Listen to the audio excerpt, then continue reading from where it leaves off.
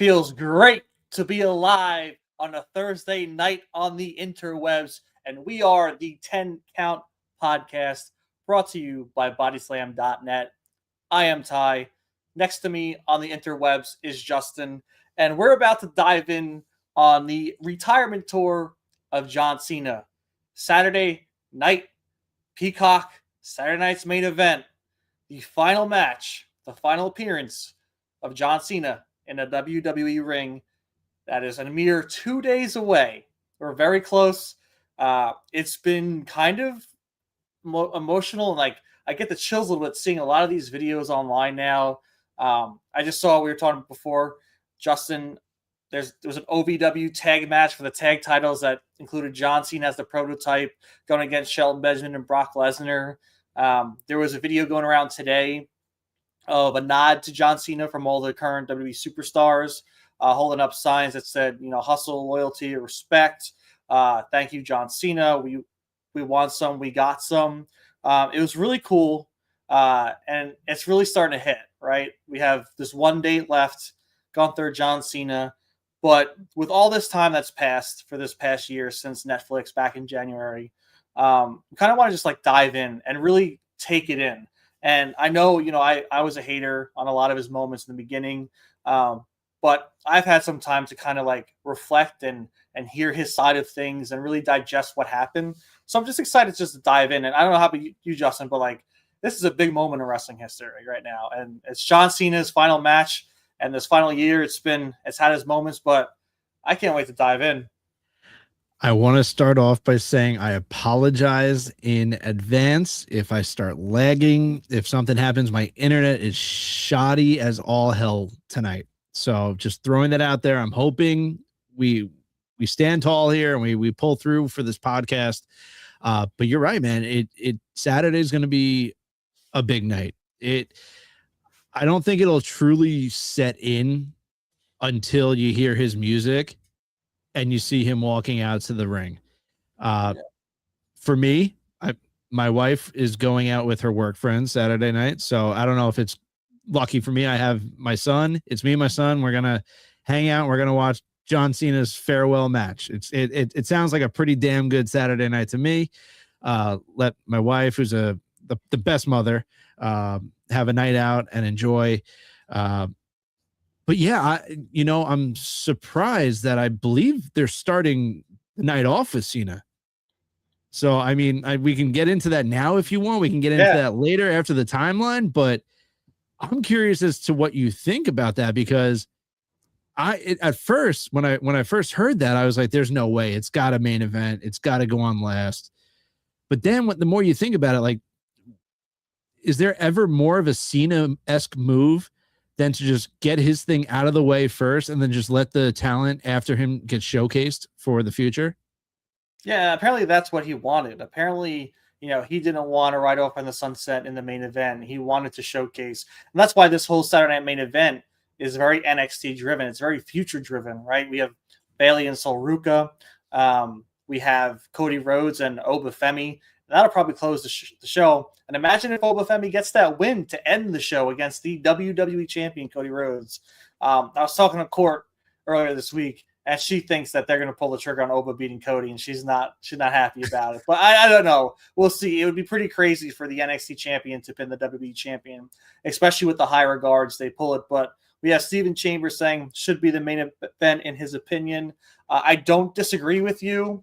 I think to end the show would have been perfect with either him, making his way out with a loss or with a win. Either way, I think that would have been more emotional to end the show with that kind of thing. But to start off with Cena and Gunther and have that happen right off the bat, I think they're trying to do good and like trying to promote the future.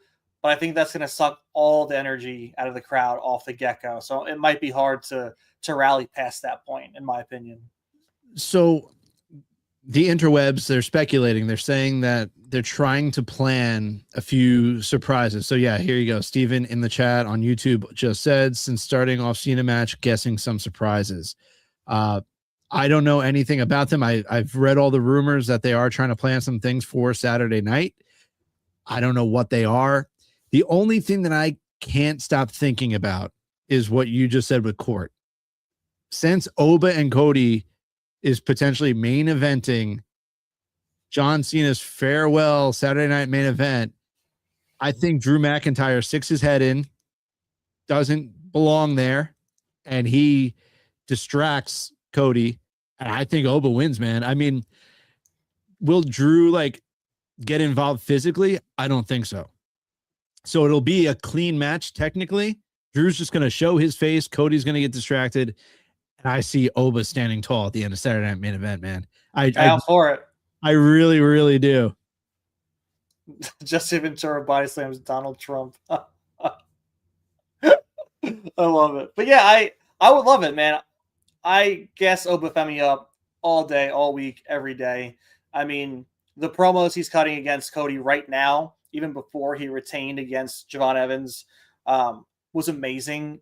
He's just, to me, he's the most ready. Personality, promo, body size, skill in the ring. The dude just, he has it all. And he could be a WWE champion, world heavyweight champion right now on the main roster if they wanted to pull the trigger and people would fall behind him. So that's why I'm confused why he's back in the NXT realm. Maybe they did this because they wanted him to fight Cody in this scenario. Maybe that's why he's back from NXT, and that's why he beat Ricky Saints, which I guess we're going to heal Ricky Saints maybe coming soon. But yeah, Steven again saying Drew going to cost Cody, Oba wins. Yeah, Justin just said it too. Like, that's probably the route they're going to go. I'm here for it. But yeah, it's gonna be interesting. Like I said, I think it's gonna be tough to get the crowd back up and energized after a John Cena retirement match. It's gonna be very emotional. It's gonna be a lot. You know, the ups and downs that are gonna happen during that match. Just look at what happened with Gunther and CM Punk. If that was exhausting, just think of what's gonna happen Saturday night. John Cena versus Gunther. That's going to be exhausting. The never give up mentality of John Cena, who might tap out or might pass out to lose his last match. So how long do you see the Cena match going? Because if you read everything on X, they're giving Cena as much time as he wants. So if Cena wants to go an hour with Gunther, they'll make it work somehow. I think with Peacock, it's strictly on the app, so I don't believe they're going to go to any commercials. I'm hoping not. I hope it's not a debacle like the last Saturday Night Main Event, because there's way too many commercials. Yep. But I think we might get like almost like a half hour out of Cena. I think 30 minutes. At least. Yeah. At least. 30 minutes. I think 30 minutes minimum. Yeah. Yeah. I mean, they're going to go all out. It's his last match. The storytelling in this match is going to be insane. I think they're going to do a lot of false finishes. There's going to be a lot of moments where people think Cena is going to be down and out, and he's going to freaking super Cena his way back into the match. So I can't see it being a short match. I think they're going to give Cena his flowers. I think you also have to account for the time he's going to be exiting the ring as well, a part of that. So I honestly think the match maybe does go 30 minutes, but you give him a 10-15 minute post match, whether if he loses, slowly getting up from the ring afterwards, because you give Gunther his time, get the crowd reaction, or if he wins, he just soaks it in with the crowd, does what he needs to. But yeah, I'm excited. I'm glad it's on Peacock because I don't own ESPN. I can watch this. I can enjoy it. I have Peacock. I can't wait to sit back and enjoy every moment that this match is going to bring. And before we get into the timeline from start to finish, Cena's only tapped in his career 3 times, I believe. Yep. Does he tap Saturday? I think he passes out. I don't think it's a tap out. I think he's either going to pass out or get pinned. I didn't even think about the pass out. Yeah. I mean, you see Gunther allude to it. Gunther did the clear, like, I'm going to make you tap. So but just tapping out, like, just, I don't know, like tapping out, I feel like gives Gunther whatever propelment that he needs into the atmosphere. I feel like passing out doesn't, He doesn't need anything else. I know. Well, hey, we're already here. We've if you've watched the show the past however many weeks, we've said it shouldn't be Gunther, but we knew we were getting to this point. So that's why I said, like, whatever type of atmospheric pressure that he needs to be propelled wherever in the stratosphere he's going. I feel like Cena passing out doesn't do whatever they got to do. So it's either I mean, Gunther called the tap out, so I feel like it's got to go the tap out route. I feel like it just has to. Unless he wins. Unless by some reason he wins this match. We spoke about last week how you said John Cena's dad did not want this to be the match. So maybe it's the match because John's got to get a big dub on his way out. Yeah, I already said Mr. Cena knows how to work storyline. So once I saw that, I was like, it's over. Gunther's easily the opponent. Yeah. But yeah, let's get into it. I mean, like I said, that we've had a lot of time to digest. It's been a long time since January when we first had the first moment. Netflix, first Raw on Netflix, Intuit Dome. He kind of just cut a promo talking about how he's looking to become the 17-time world champion. He's going to go into the Royal Rumble, and it was kind of sporadic at first. It was Intuit Dome, it was the Royal Rumble, and that was Elimination Chamber. Let's dig into Royal Rumble, right? A lot of people, especially for Jay, we see Jay now going back to tag team wrestling. You can see that. I think he's a little annoyed about it, but the dude, I think he needs a kick in the ass a little bit. But yeah, John Cena gets knocked out of the Royal Rumble, final two with Jey Uso, putting Jay on the map as a main eventer. How did you feel about that moment? I was happy with the moment because it felt like if you like, I'm just thinking back to like just our podcast, and like you just brought up like his first appearance at Raw, and I remember right after that you're like, it's the same goddamn John Cena. This like, dude, you're John freaking Cena. Like, just act it, Yeah. So that just made me laugh. But I was okay with it. We knew he was going to be in the final two. Like, that was a given. I was hoping it was going to be Jay. They pulled the trigger on Jay. Was extremely happy with that. And we knew that eventually down the road, Cena would get to where he needed to be. It just shouldn't have been right off the bat, which I was completely fine with. The beginning of this whole retirement tour, I was completely fine with. Yeah, and even like, so, how I called out Cena in that promo on Raw, how, will I do it? Will I make it? Can I do it? And, I had a big rant, and then you posted the whole rant on social media. I think you made it was a two-parter. It was frustrating because like you mentioned, it's John freaking Cena, 16-time world champion. Like, we're not down ourselves. And that's why I post that Royal Rumble where he said, I don't care. I'm entering the Elimination Chamber. I'm calling my shot. I've done everything I need to in this business. I deserve that spot. That's the John Cena, to me, that should have started off Raw Intuit Dome in January on Netflix. That cockiness, that I deserve this. I am a 16-time world champion. I am the man. I was the face of this place for 20 damn years. I deserve my spot. And so, to me, the biggest highlights out of that Royal Rumble is pushing forward Jey Uso, who to me, so fucking fire. Pushing so much merch. Look at the crowd. I mean, people were hating it, but you can't deny the energy he brings into an arena. So for Cena to put over Jey Uso in that moment at the Royal Rumble was huge. And then again, that post-conference at the Royal Rumble, for him to make his moment in the Elimination Chamber and call his shot, I think was perfect. Because that kind of resolved my issue with that Raw. Because that, to me, was bullshit. And that kind of came full circle for me. Thinking back on it, you bring up that post, the scrum after the Rumble, and he says, I'm declaring myself in this. I think I deserve it. That was like right there. We should have known the heel turn was coming, because that's not John Cena. And like you said, that should have been John Cena, because it's funny with John Cena, when you have the legacy that he has, you would expect that, right? And that's why you said that's what he should do on this. Like, he does deserve this. He's been around for this many years. He's at the time, 16-time world champion. Like if there's anyone that ever deserves anything and to be able to say, I'm doing this, it's him. But that was never him. That was never his character. So the fact that he did do that, that should have been like the telltale sign, like, buckle up. But for some reason, we were all just like, oh, all right, like that's cool. He has to go film a movie. It is what it is.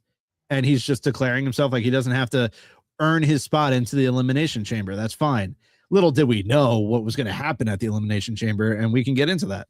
Go for it. Let's keep going. Keep going about it. I mean, the Elimination Chamber happens, and you get down to Punk and Cena. Everything was like perfect. I was loving every second of it.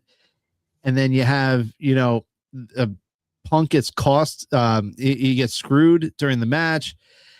And then you have what happens at the end. The Rock had given Cody an ultimatum. He said, I need a decision at Elimination Chamber. I want your soul. Weird terminology, whatever. And then just the ending happens, dude. And you have Cena behind Cody, and he's clapping because Cody said, go fuck yourself and all this shit. And it was crazy. The place is going nuts.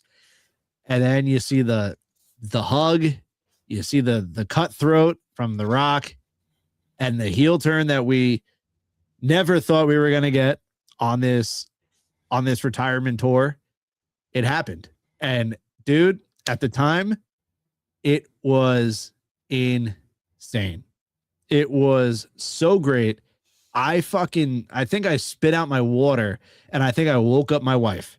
She was sleeping. I was watching, and I said, holy shit, John Cena just turned heel. And then they just started beating Cody down, and everything was perfect other than Travis Scott. Yep. Everything was perfect other than that guy. So yeah, then here we go. I'm still all on board with everything that was happening in the John Cena retirement tour. And you have Matt in the chat on YouTube. Spoiler alert, Cena beats Gunther. I don't think so, brother. I don't think so. I would be shocked, but I don't think so. But yeah, Ty, what'd you think of Elimination Chamber? Yeah, the match itself was perfect. The screw job by Seth Rollins to CM Punk with that stomp, and Cena taking advantage was awesome. I mean, the heel turn itself was shocking. I think Chris Van Vliet said this was, one of the best heel turns of all time. Maybe not heel run, but the heel turn itself was spot on. No one expected it. The Cena getting all giddy and excited and shaking Cody's hand, and then you just see him stare at The Rock and you see the face he makes, and he just nails him in the nuts. I mean, it was so good. No one expected it. It was the right move at the time. We wanted heel Cena. We got heel Cena. This was the heel Cena we wanted. And then we move into Brussels, where Cena's like, you guys are cancer. I'm breaking up with you. You don't deserve my best. You don't deserve anything. I'm going to ruin wrestling. I'm going to be a 17-time world champion. I'm going to take that belt with me on my retirement and leave you guys with nothing. And that also was perfect. To me, that's the story right there. That's John Cena, being fickle with the fans, because the fans have always been fickle with him. The we love Cena, Cena sucks, we want Cena, Cena sucks chants. That has grown louder and louder through his career as he, went on as multiple-time world champion. So to see that as his story, to see that as his reasoning was very believable. I thought it was awesome. The blackout with just the John Cena letters, he didn't give them anything new, no new music, no new gear. It was just him being him authentically and not giving the fans anything else. Because if he would have came out with new music, or if he would have came out with new gear, he would have been giving the fans what they wanted, even as a heel. So to me, that was perfectly crafted. I think the walking out the way he did, no more running. He wasn't enthusiastic anymore. He lost his swagger of the face that runs the place, and he just walked out. And that's what he did. And I loved every bit of it. And yeah, and so still here, we're batting 1,000 on the John Cena retirement tour. And just even like, I wanted to go back to quickly, like when the heel turn happened, I had friends that I didn't even know watched wrestling. Yep. Everybody was texting me because they know that I host a wrestling podcast. Everyone knows that I'm a nut about wrestling and I love it. People out of the woodworks, brother, were texting me like, dude, did you just see the Cena heel turn? I was like, I thought you hated wrestling. What's going on here? So like just the fact that it got that renowned response from people that didn't even watch wrestling. It was a home run for WWE and John Cena and everyone involved. And then you bring up the European tour dates right afterwards, the best places to go. They were going to Europe. You and I have both said how much we love the European crowds, how amazing the European crowds are. So the fact that his first day, his first time becoming a heel, walking out to Raw, was in Brussels and making the kid cry and just, dude, everything was so damn good. The crowd with their chants and everything was just rambunctious and awesome. And that just every single European tour date with him just saying, like, I'm breaking up with you. I thought he crushed the promos. Everything was picture perfect. And I loved every second of it. Like looking back on it right now, I thought I wasn't enjoying the John Cena retirement tour as much as now us going back and doing this right now. Like, holy shit. Like right now, they were knocking it out of the park. They really were. And the only gripe I had with those moments of the European tour was they were protecting Cody a bit. And, because they didn't really have those promo exchanges off the get-go. It was either Cody dropping Cena or Cody saying something and Cena walking away at first. And to me, that's my only gripe, because I think that made the fans have more animosity towards Cody because they knew what WWE was doing writing-wise. They didn't want Cody to get buried. But at the same time, I don't think Cody got buried. I think he stands his own. He has his own style and promos. It's not as, fun as Cena and as witty as Cena, but Cody can hold his own. He's got his own style of promos. And when they did go head to head, did Cena win those ones? Sure. Of course, Cena. He's John Cena. He's a wizard on the mic. But Cody wasn't far behind him. So I wish they would have let them battle it out more from the get-go than wait 2 or 3 weeks for them to actually have a promo battle between each other. Yeah, no, I'm completely with you.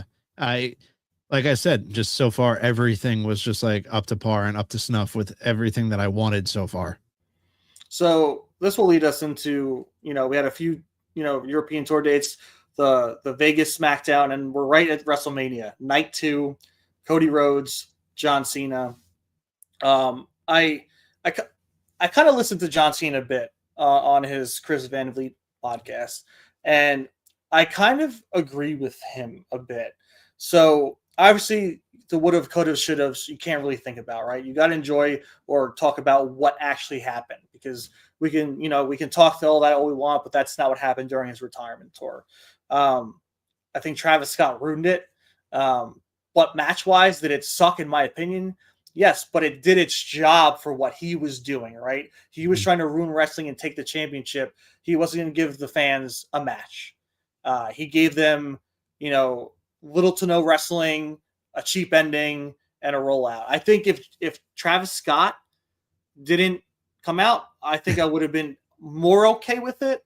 I think the Travis Scott thing kind of rubbed people the wrong way.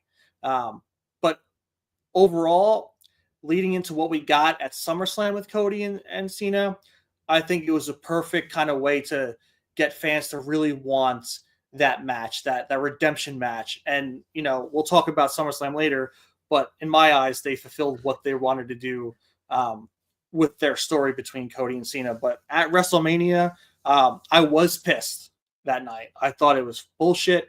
I thought, like I said, Travis Scott was a waste of time. Obviously, The Rock kind of not having the time or whatever happened with The Rock falling through kind of ruined that bit a little bit. But thinking back, because of how full circle it came with SummerSlam, I don't hate now what happened at WrestleMania. Yeah, the match sucked. Like there's no ifs, ands, or buts about it. That main event, absolutely trash. But you hear what John Cena said on Chris Van Vliet, and that's what he was trying to do. And obviously, after that, they're like, all right, we might have to change something up. Yeah. I felt bad for the fans, man. Yeah. The fans that spent their hard-earned money to go to WrestleMania. You went to WrestleMania with Cord. It's not cheap. Am I right? Core paid for it, so I don't know. But you know, it's not cheap. It's not cheap. Yeah, it's not cheap. I think she won like a box, right? Or she won like the No, knockout. yes, yeah, she won. Yes, she spent I think close to $900 for the two between the two of us, maybe close to Yeah, a grand. Yeah, yeah, and I mean, you guys had great seats. Don't get me wrong, but like, yeah, imagine you're sitting lower.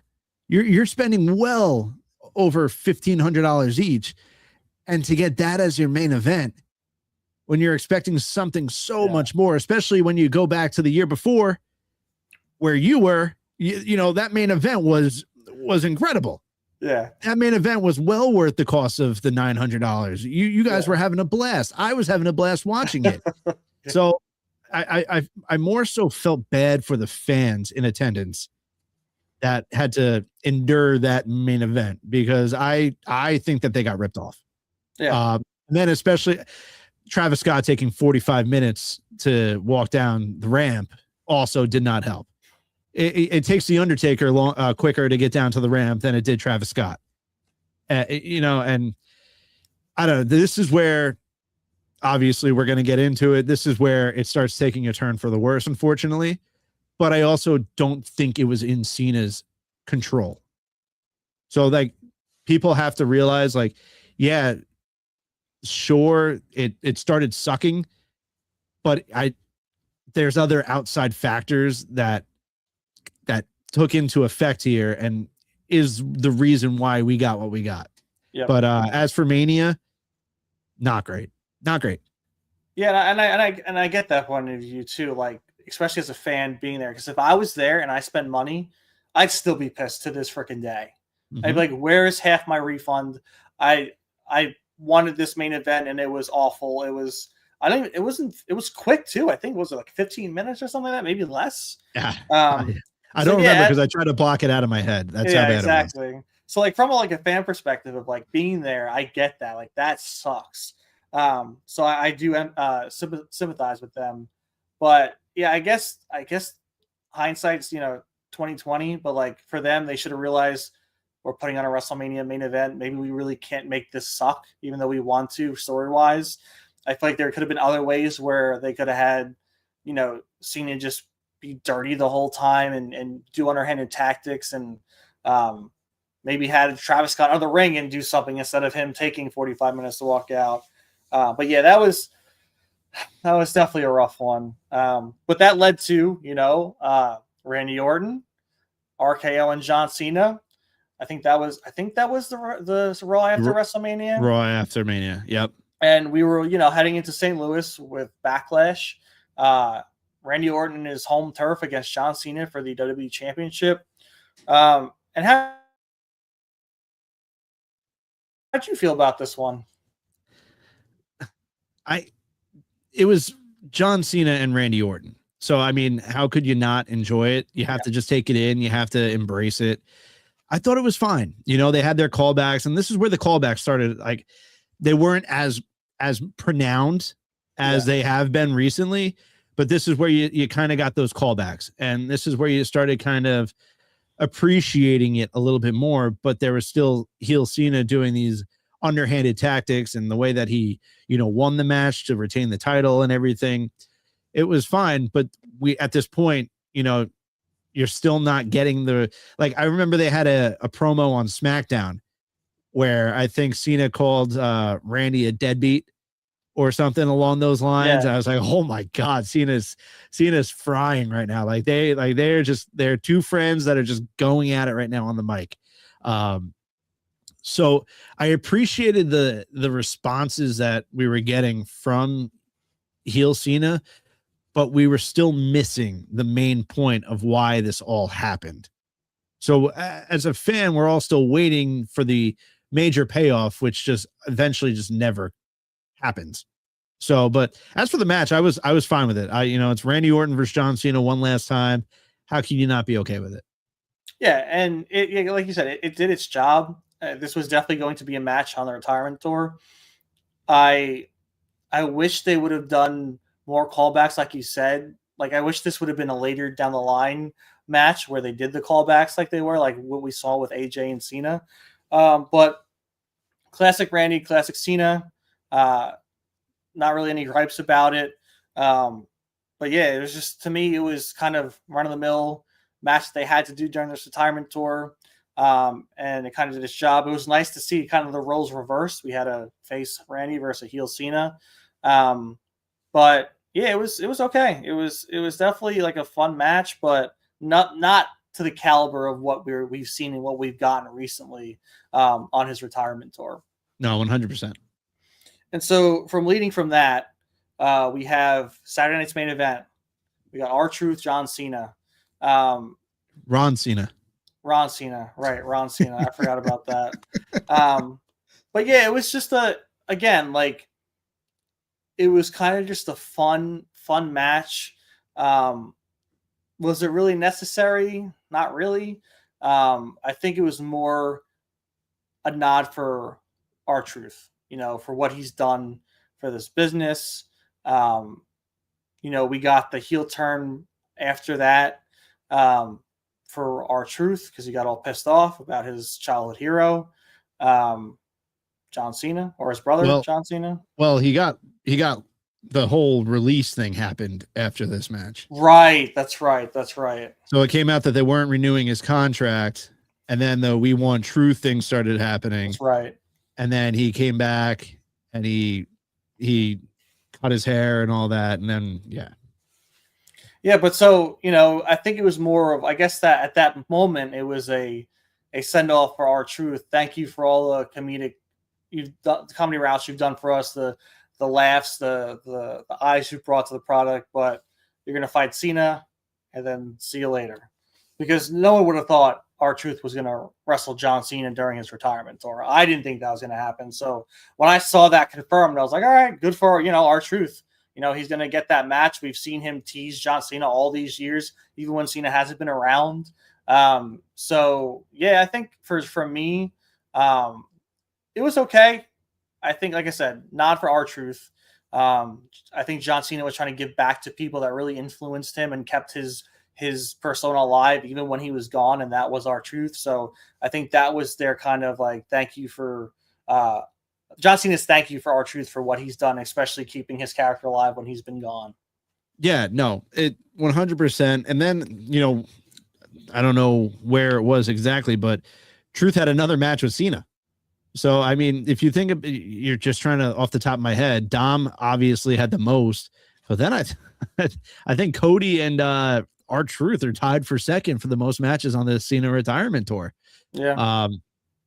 But yeah, it was a good nod to Truth. I don't know necessarily if that was what they were trying to do, because maybe not. I think Truth was caught off guard as well as the whole locker room, because that whole, I mean, I think it was confirmed that it's going to be on Unreal season 2. So I guess we can kind of really see what was going on there. If it was all a ploy to get the people behind Truth or whatnot, we'll find out in January, which I can't wait for. But yeah, it was just another fun match. But then it also, like you said, goes to show, like, could it have been someone else? Could it have been a younger star that would have been given like Carmelo Hayes? Why couldn't Carmelo Hayes be that match on Saturday Night Main Event? Yep. And I think correct me if I'm wrong, I'm trying to remember, because this was back in June. During this match is when Cody came out, or after the match, Cody came out to confront John Cena. After. So this is where we lead up into Money in the Bank. We have Logan Paul and John Cena versus Cody Rhodes and Jey Uso. Right. I'm sorry. Because Logan Paul also comes out, because this is where like Cena and Logan were talking, and then Logan comes out, Cody comes and I believe makes the save. And then and so at this point, I did like the promos we got with Logan and with John. I think it really, helped push John more as a heel, especially promoting Logan Paul and the way they were working off each other. I thought it was great. So this is where I'm torn too, because I liked what they did as a tag team, as promo wise, and even in the ring, they were kind of bickering in the ring a little bit, which I thought was kind of weird, especially how they were gassing each other up. But I didn't think this match needed to happen at Money in the Bank. I don't think there was a reason for a tag team match between Cody and Jey and Logan and Cena. Again, this is another area where I wish they could have taking the time to highlight someone else, someone from his past, someone that's a future star. I think these are moments where did we really need this to happen? So the only good thing to my eyes is, like I said, the moments we had in the promos with John and Logan. Yeah.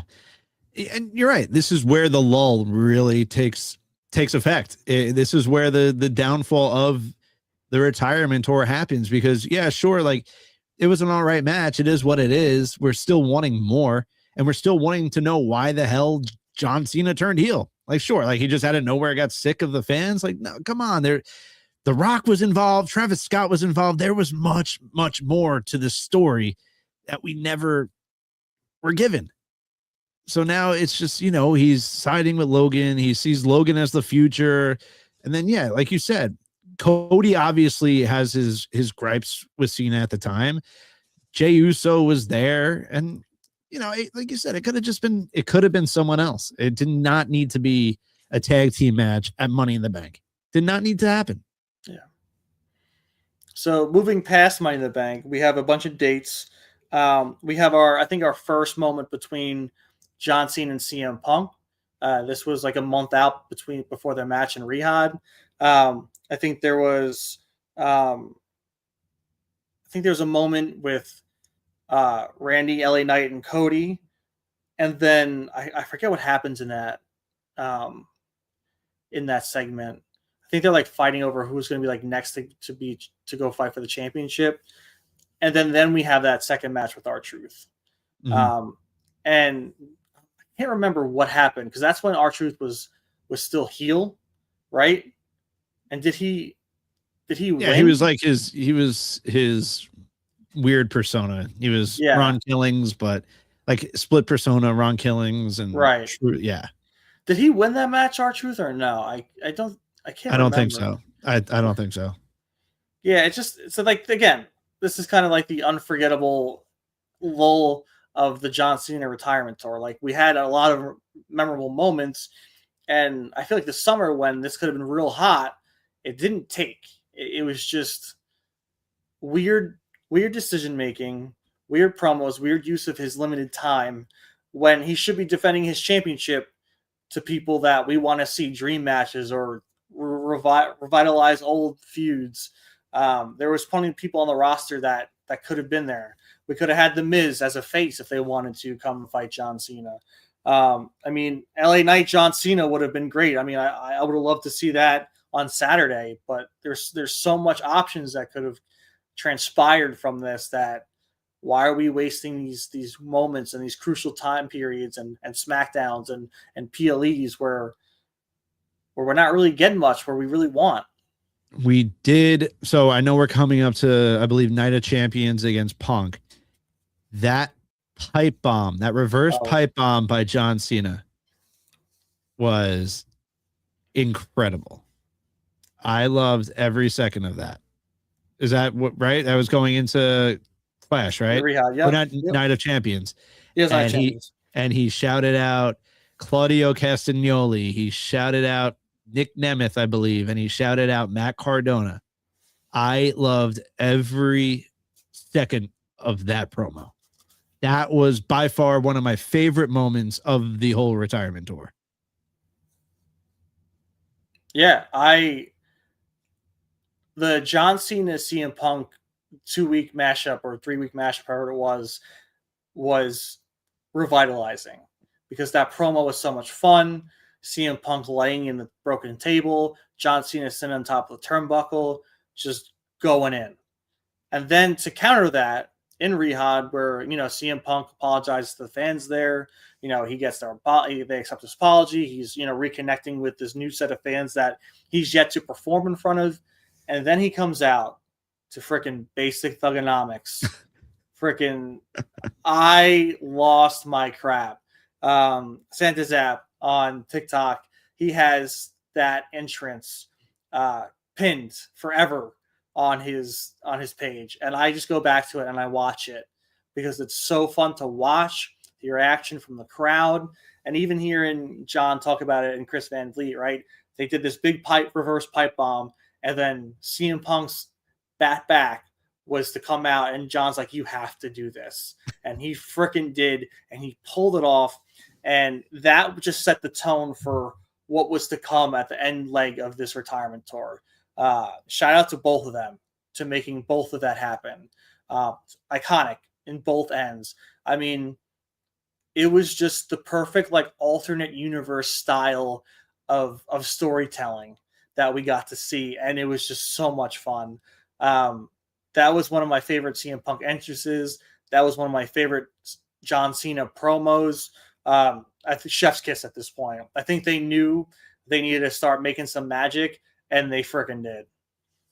This was I think we're both agreeing that we're through the lull now. We're picking up speed again now.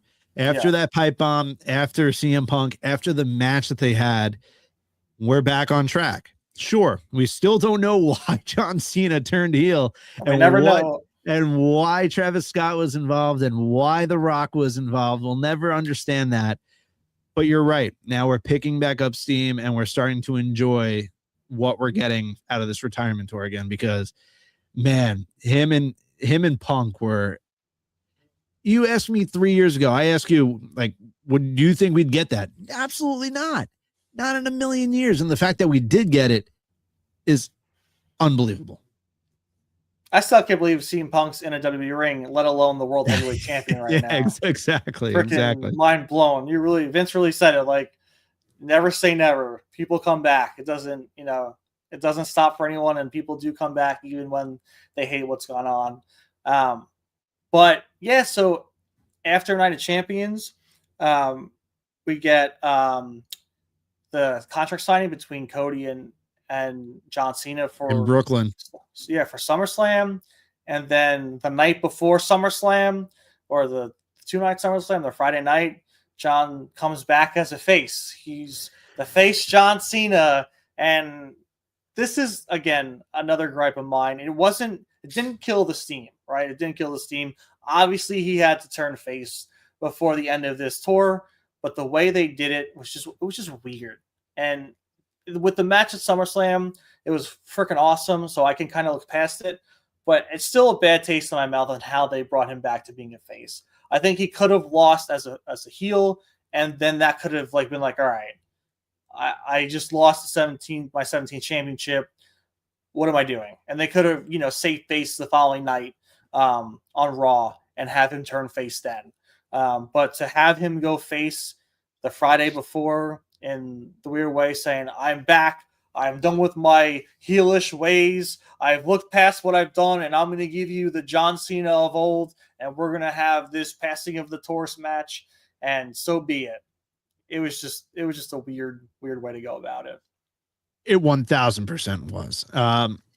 But at this point, we were never going to understand why, once again, why he did it in the first place. So I don't know if there was necessarily a way to pull it out of, bring the face aspect back in, unless they went through the whole match at SummerSlam with him as a heel. And then at the end, they shake hands and then he snaps out of it. Cody pretty much said, I want the real John Cena. And then he's like, oh yeah, I'm back, like you said. And I was like, oh, that was kind of anticlimactic. But then at the same time, people were thinking, all right, are we going to get the Cody heel turn? Are we going to get a double turn here, where I thought that would have been epic. But being there that night at MetLife Stadium, seeing the John Cena in black again, and then all of a sudden his Tron just lights up, dude. I'll tell you what, the place exploded and everyone was booing Cody. I don't care what anyone says. I'm sorry. The place was hot for Cena and they hated Cody. Everyone wanted to see Cody lose. So, I mean, it was a great match, though. They put on a 30-minute banger, 1,000%. And it ended with the Beast Brock Lesnar coming back, which none of us were expecting. Yeah, and everyone was just like, WTF, Brock Lesnar, LOL, thought he was dead. I forget who said that in a segment. I think it was Punk. It was Kevin Nash. LOL, my sister texted me, LOL, Kevin Nash, WTF, I thought he was dead. Throwback from CM Punk. I love that man. So Um, we get that passing of the torch. Um, I think during the match, yes, I think Cena was the favorite. I think Cody was booing, but was getting booed. But they did a good job at the end when Cody did win. They did kind of give him his flowers, and obviously Cena passed the torch to him in a symbolic way. But then after that, we get Logan saying, "John Cena, you're a fake, you're a fraud." We got the tag match between Drew and Logan versus Cody and Cena, which then leads us into what was it? Clash in Paris. Clash in Paris. Um, Cena Logan. I liked it. I I thought this was great to showcase Logan Paul. I've become a big fan of Logan Paul, especially with what he's doing in the Division now. The dude's now weekly in this game. He's starting to be more and more of a stable character in on Raw. But for that guy to be able to wrestle John Cena during his retirement tour just shows how much trust and faith they have in him and what he's doing and how he brings eyes to the product. So shout out to Logan Paul. I never thought I'd be saying that, but I am on this podcast saying it right now. But yeah, the dude oozes charisma. He oozes the business. He's quick. He's so quick to picking this up, and he deserved it. And I was happy with the match. So yeah, dude, there's not a big moment that Logan Paul has fucked up in. They've given him Roman Reigns. They've given him Cody. They've given him John frickin' Cena, and he hasn't missed.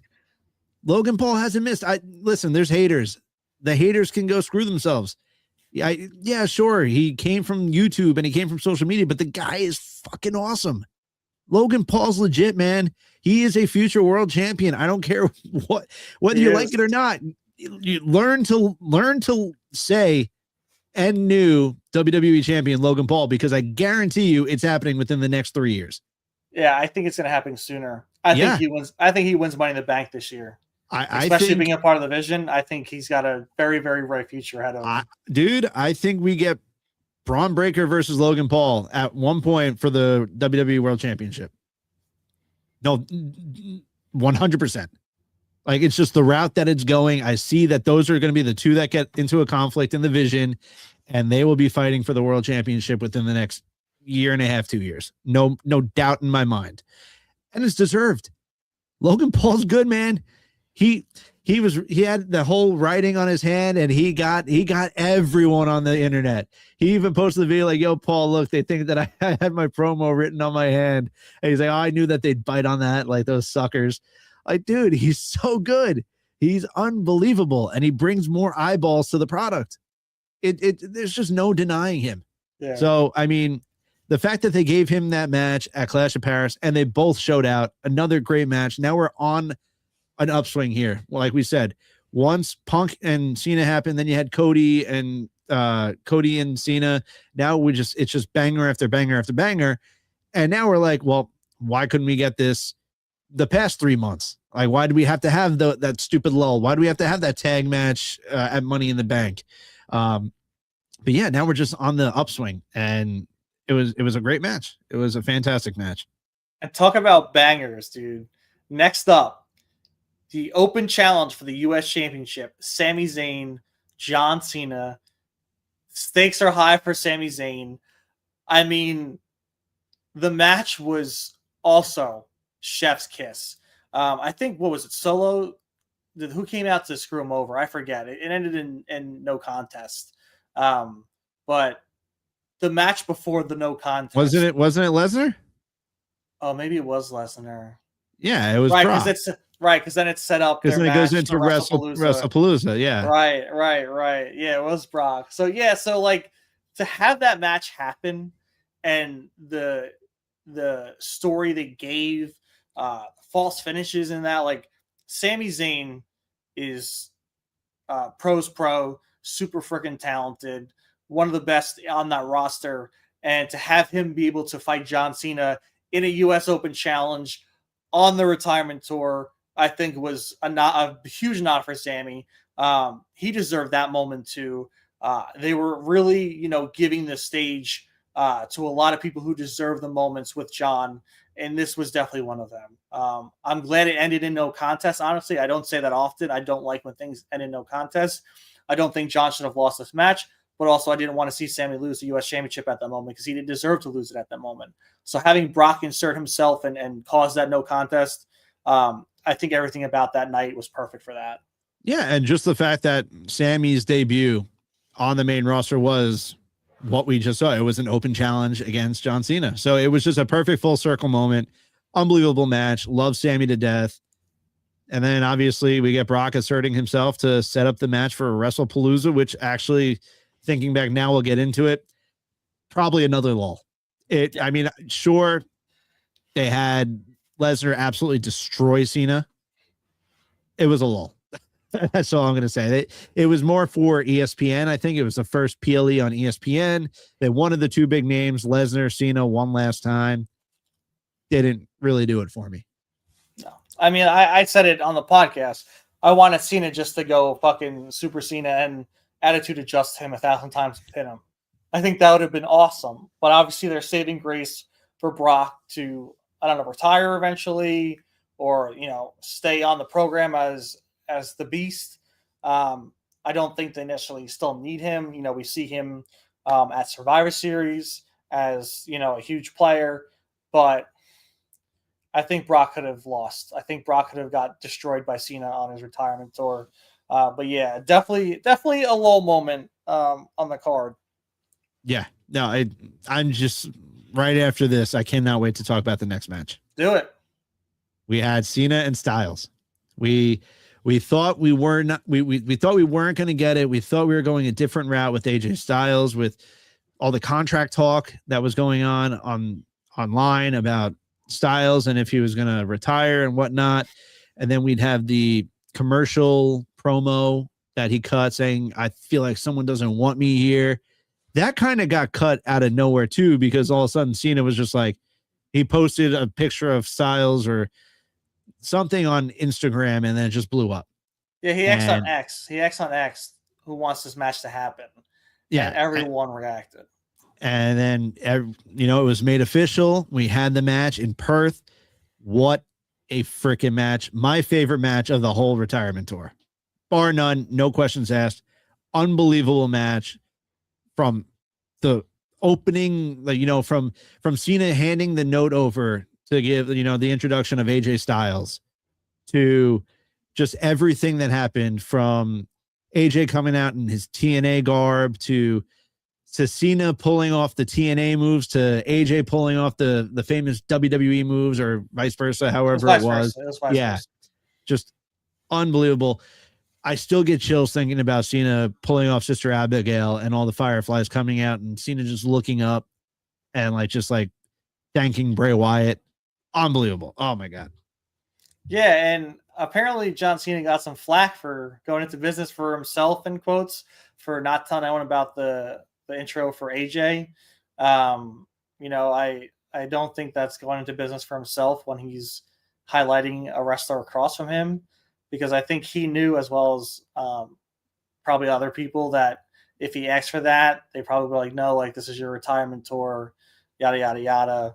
But I think he did the right thing. I think he did the right thing in having that the face that runs the place, that huge introduction. And then again, like you said, it was WWE moves versus TNA moves, AJ pulling out the TNA moves, Cena with the WWE. It was just a cool, clash of the faces of their times for TNA and WWE. And to have that, moment in that match was awesome. It was kind of like a better version of when it was Triple H versus Sting, where they had the NWO versus DX WrestleMania. To me, that fell a little short, but this was the better version of it. It was just fun. We didn't know what moves were going to get pulled out, who was going to win. And it was nice to see AJ get that limelight. And look at AJ now, one half of the World Tag Team Champions. Him and Dragon Lee are freaking unstoppable right now. Super entertaining to watch.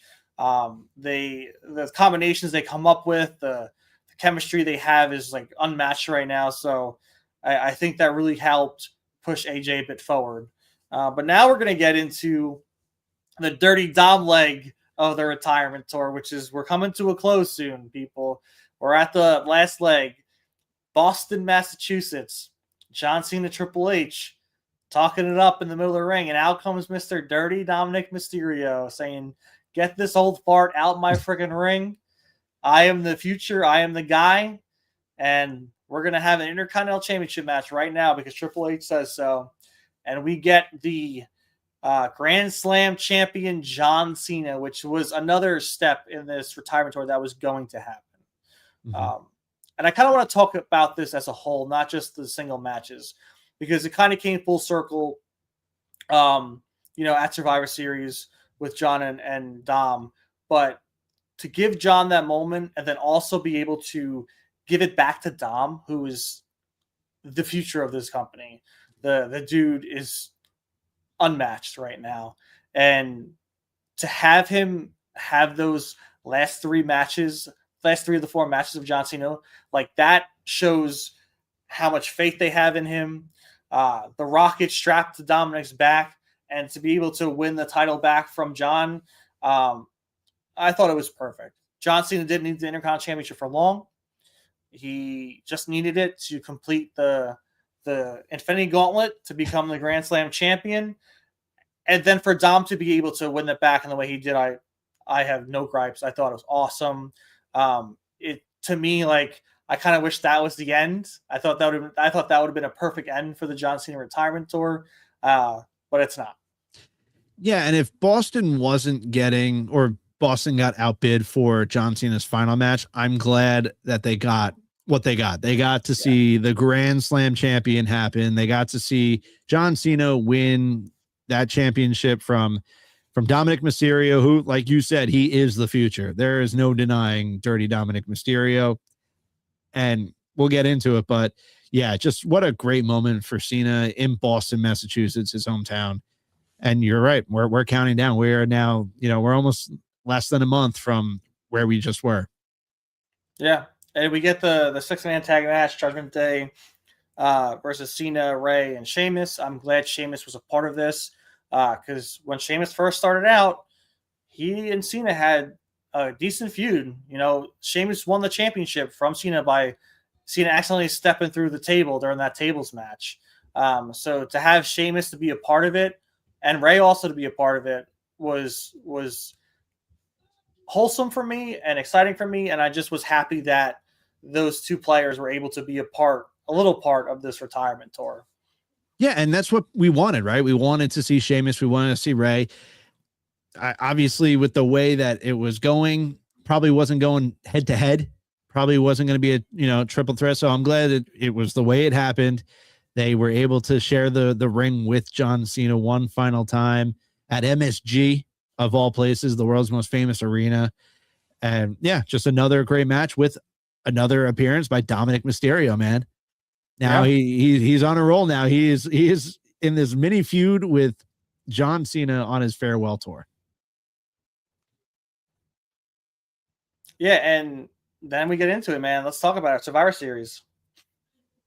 What's there to say, man? It's what we thought was going to happen. We figured that if Cena was winning, and then we're like, all right, well, now Gunther, at this time we already knew. We're like, all right, well, then Gunther's also going to become the IC champion when he retires Cena. It was a great match. You had the return of Liv Morgan. You had Finn Balor. You had JD McDonough. You had all of them in there. You had the John Cena-esque, like, fake heel turn by Liv, where they zoomed in on her face after giving the hug. It was literally the same thing that happened at Elimination Chamber a few months ago. It was great. The kick in the nuts was great. And it was it a little over the top with how many tactics Dom pulled off? Maybe a little bit, but that's Dirty Dom, man. He takes after his father, and I'm doing that in quotations, of Eddie Guerrero. He lies, he cheats, and he steals to try to do what he has to do to win. And it was another great match. Yeah, but even the title shot too was a nod after that to knock him out. I thought this was the perfect way for Dom to win the title back, to involve the Judgment Day, to throw the whole kitchen sink at John Cena. You had Roxanne Perez Raquel Rodriguez being able to hit their moves on John Cena. You got JD and Finn in there taking the double AA. And then, like you said, Liv coming in, being a huge part of that and returning. And to me, like that's how Don wins it back. That's a fine way for John Cena to lose. Throw the whole Judgment Day. It's the numbers game. When it's 6-on-1, I mean, realistically, who's going to win? Not a John Cena at the end of his career. It's going to be the Judgment Day who are running rampant and the cockroaches on Monday Night Raw. Right. You're 100% correct. Now let's get into it. Yeah, here we are. John Cena, Gunther, 2 nights away. Saturday night's main event. I mean, it's going to be tough, man. It's going to be tough. I don't know how I'm going to react as it's going on or as it ends. We'll be sure to talk about it next week. I'll tell you that much. We will 1,000% talk about it next week. After doing this was a fun little thing that we just did. Just going through the whole. So shout out to you for the idea. But after talking through it now for an hour, what has been your overall thoughts on the John Cena retirement tour? Overall, I think it hit. I wish, like I said, I wish he was more aggressive from the get-go, especially being the 16-time world champion. The last leg, this last half that we got with the big nods we've got in the matches, I think was chef's kiss. You can't deny this from SummerSlam on. From Night of Champions on to what happened in this retirement tour. I think it's unfortunate that we had a little lull during the summer, but overall, I really enjoyed it. I think everyone involved are better for it. Had a blast doing it, and got a special place in wrestling history in WWE, but also a special place with John Cena. So whatever happens on Saturday, man, win, lose, draw, how it even goes, I think it hit. I think overall it was a great retirement tour. And I'm with you. I can't believe it's been a year already. I feel, well, I mean, I've also said that about my son being born. This year was the quickest year of my life. But yeah, I don't know how I'm going to feel yet on Saturday. I'm going to sit down with my son. He's probably gonna be crawling around like a maniac. He doesn't really sit down, but I'll be seated and probably standing up and going to grab him a bunch of times. But yeah, I just can't wait to take it in and see what Saturday has in store for us, because like we said in the beginning of the podcast, there's apparently some surprises that are being planned out that no one knows about. Can't wait to see those. But at the end, just thank you, John Cena, for the memories. We know that this is it. Saturday, he is not getting back into a ring. He has already said he'll show up for like appearances, but this is Saturday night will be the last John Cena wrestling match. So thank you, John Cena, for all the memories, dating back to us in middle school. Like, he's been around for that damn long. So thank you to the Never Seen 17, the GOAT, John Cena. Cannot wait to watch on Saturday, and we will be sure to talk about this Sunday. So maybe Sunday. And I do want to apologize to John Cena for giving him the double bird back in 2008 Royal Rumble. I was young. I was aggressive. I hated that you beat Triple H at the Royal Rumble.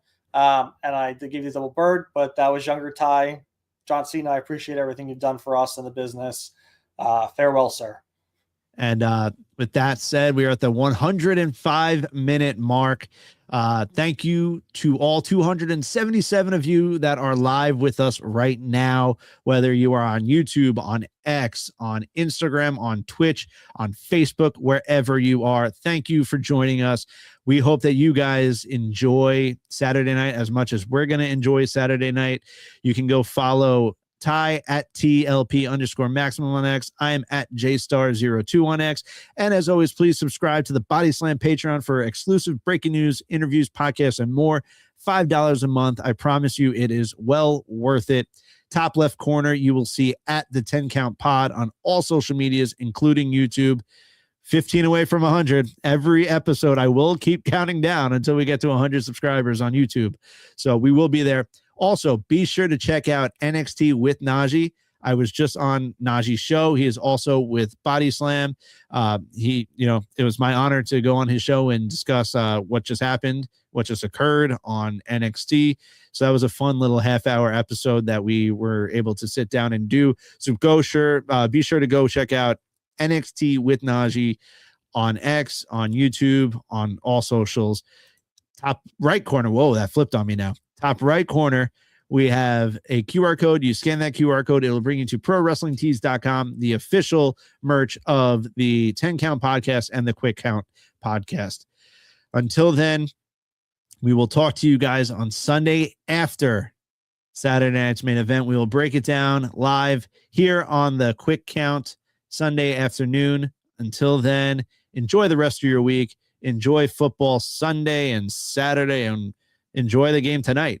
Until then, we will see you later. Oh, thank you. Oh, thank you. Oh, thank you.